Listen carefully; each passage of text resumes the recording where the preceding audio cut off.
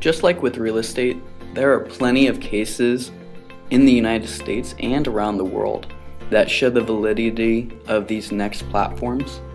However, you may not have considered them before. Business is number one. This has always been the cornerstone for growth and innovation in America and really the world.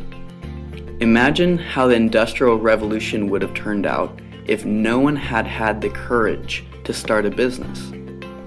Many people already sell a product or a service, so why not run your own business? What product or service could you offer to the people that they would be excited about and purchase? Depending on your business, you can get far greater returns than any high-risk investment while still keeping your risk low because it's your area of expertise. No one knows your business like you do. You get to employ and give security to other people. Imagine your impact now on other people's financial future. When you invest back into your business, you create more cash flow. $1 in gets more than $1 out. These things could include advertising, inventory, hiring an A+ employee, investing in training, etc. Another thing most people forget about is taxes. Businesses enjoy so many benefits that employees never even dream about. There are over 7,000 pages for the United States tax code, yet less than 100 of them actually deal with the IRS taking money from the people. The majority of the tax code is there to give incentives that are designed to improve the economy. Think about just write-offs alone. The majority of Americans pay taxes first before they pay any expenses. Yet for business owners, it's the opposite. They get to pay for expenses first, and then from whatever's left over, they get taxed on. So here's the example. An employee can make $60,000. They get taxed, let's say, 25%, so $15,000 of that $60,000 is gone right off the bat. Then this employee has $45,000 to spend on their family for gas, rent, food, etc. So let's say $40,000 was used and $5,000 is saved. Now a business owner that makes that same $60,000, they're able to write off their expenses that are considered business related. So let's say 50% of that $40,000 of expenses were work related. So the business writes off $20,000 and is only taxed like it made $40,000. 25% of that $40,000 is $10,000. So right then and there, there's an extra $5,000 left on the table that does not go to the IRS. It goes towards you getting ahead. Also, if you already have a business but you're not incorporated, you're probably paying too much to the IRS. Just from paying yourself part as an employee and part as a distribution, that'll be huge for your bottom line. The next platform that almost anybody can do is peer-to-peer lending. This could be as small as hundreds of dollars or as big as millions. Some friends that I know give small loans to people in short-term crunches because they don't qualify for normal bank loans.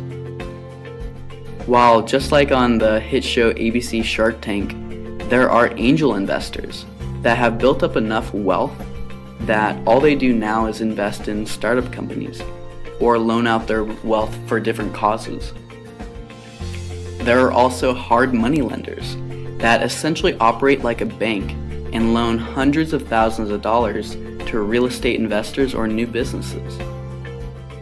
The big key with borrowing from them is they'll charge more up front and usually a higher interest rate than banks do. The big thing if you ever loan out money is to weigh the chance of that individual defaulting. What sources of income do they have to pay the loan back? What are the chances that a similar crunch is going to happen again that might hinder them from paying back the original loan? Is this stimulus of money going to create more cash flow for this person, or is it just going to be used to pay off expenses? Make sure that if you do decide to loan out your money, that you not only trust the person, but just like with any other agreement, you want to have a physical copy where you write the exact loan details with the payback amounts, important dates, and of course their signature. There is no reason to lose a friendship because of a bad loan. The last one that I'll mention in this video is probably one that you've never even heard of. It's called Dividend Yielding Whole Life Insurance. Here's a brief overview. Essentially, it's like a high-powered savings account with a return way above any bank is going to offer you. As you pay into your policy, you build cash value. This cash value is guaranteed to compound interest with a minimum of 4% and a maximum of 7% every year. And once this interest and dividends are paid, they're fully guaranteed. This cash value gives liquidity since you are able to get access to it within 2 to 3 business days. Also, in light of the 2007 banking crisis, these insurance companies are heavily regulated, which forces them to invest in much safer investments than any banks have to. Most AAA rated insurance companies have been around for 150 plus years, so that means they've paid out during recessions and wars. This mitigates your risk as close to zero as possible, which is why many consider it an economic certainty. Notable families like the Rockefellers, as well as even most of the biggest banking entities currently use these type of policies. The cash value is built up, is protected from lawsuits and bankruptcy. The death benefit that is attached is there to unburden your family for whenever you do pass. The only thing guaranteed in life is death. So most people think the only value from insurance comes from when you die. However, with this type of a policy, you get benefits during your life the whole entire time, not just when you pass away. In the interview section, I go into exactly what my policy looks like with my life insurance agent, Dale Clark.